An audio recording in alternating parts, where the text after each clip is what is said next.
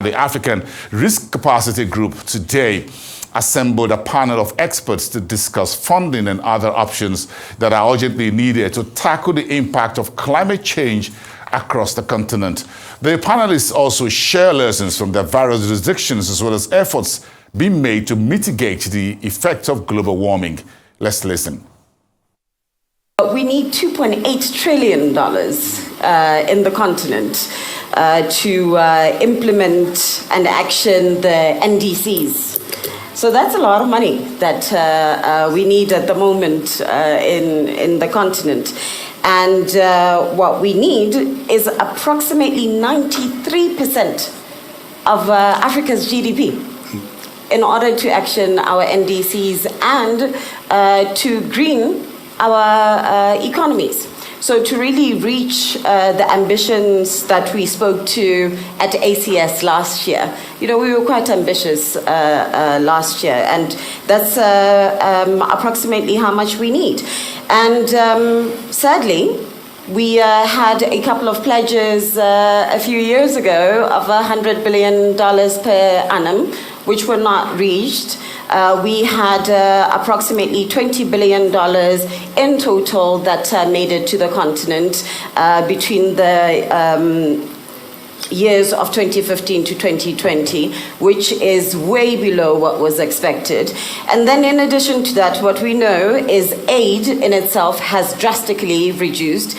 What we also know is between 2020 and 2021 in itself, adaptation finance has reduced by 20%.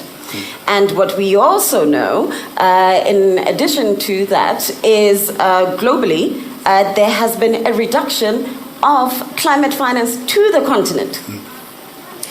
We had a flow of 3%, and now we are at 2.1%.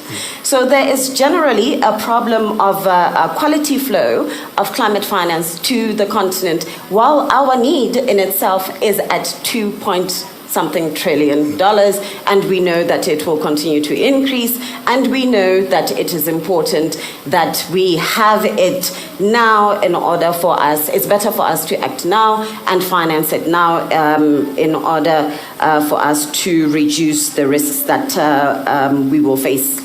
I was saying that for Namibia and Africa in particular, we know that adaptation remains an overriding priority. And the issues on adaptation center around water, food, and energy security, both at household and small business levels. Of course, there are also other additional important aspects, including strengthening our early warning mechanisms, so that we will be able to predict climatic disasters as have been witnessed recently, especially in the eastern part of Africa. We need to invest in climate resilient infrastructure so that they will be able to withstand the shocks being presented by adverse impacts of climate change. And of course, matters pertaining to livelihood diversification, because we have to move away from business as usual to come up with new innovative interventions that are able to assist our communities to diversify their livelihood from, for instance, rain-fed agriculture to other economic activities where they can earn their livelihoods. I just want to emphasize that I think most countries have put their NDCs quite explicitly, identifying key priority areas in adaptation and mitigation, and also costing those options. For Namibia, we have costed our NDC, our mitigation activities and adaptation activities. We need about 15 billion USD from now and 2030 for us to fully implement our NDC. So a few priorities I have seen. I've had the honor of traveling around Southern Africa in my current role, obviously East Africa, and meeting with communities and governments. So there are several priorities that are emerging from having discussed these with the governments and communities.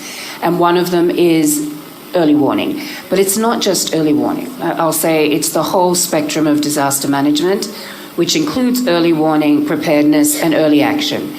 And here it's about a real commitment to having these systems in place. We have the tools, science has progressed, we've learned a lot, but now it's about every country on the continent implementing that. We know that if we have early warning, we will save lives by 8-fold. We will reduce damage loss by 30% at least. And similarly, if we invest in preparedness and resilience, we know that we are going to be able to, $1 will save us 10. And we've, in many cases, even more, actually. And it's become urgent. In the last couple of decades, 2 million people have died. We have $4.3 trillion in losses because of disasters. And today, we have 300 million people in humanitarian need. So it's, we're talking about the urgency, but every day we're speaking to communities where it's real for them. I would offer a few other priorities, if I could, just very quickly, because I know we don't have too much time. We want to have a conversation.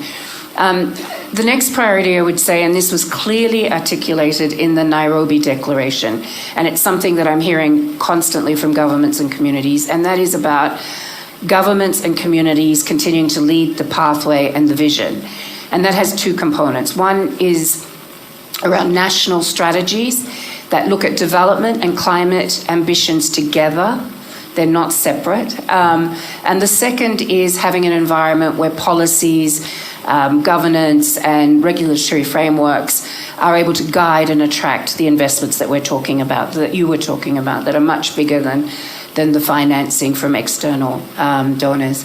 The third, I would say, is around aid and financing, and we've talked about how not enough is coming to the continent. But just on the humanitarian side, I would say that we're almost halfway through the year, and only 10% of the funding has been received. So we're having a funding crash internationally.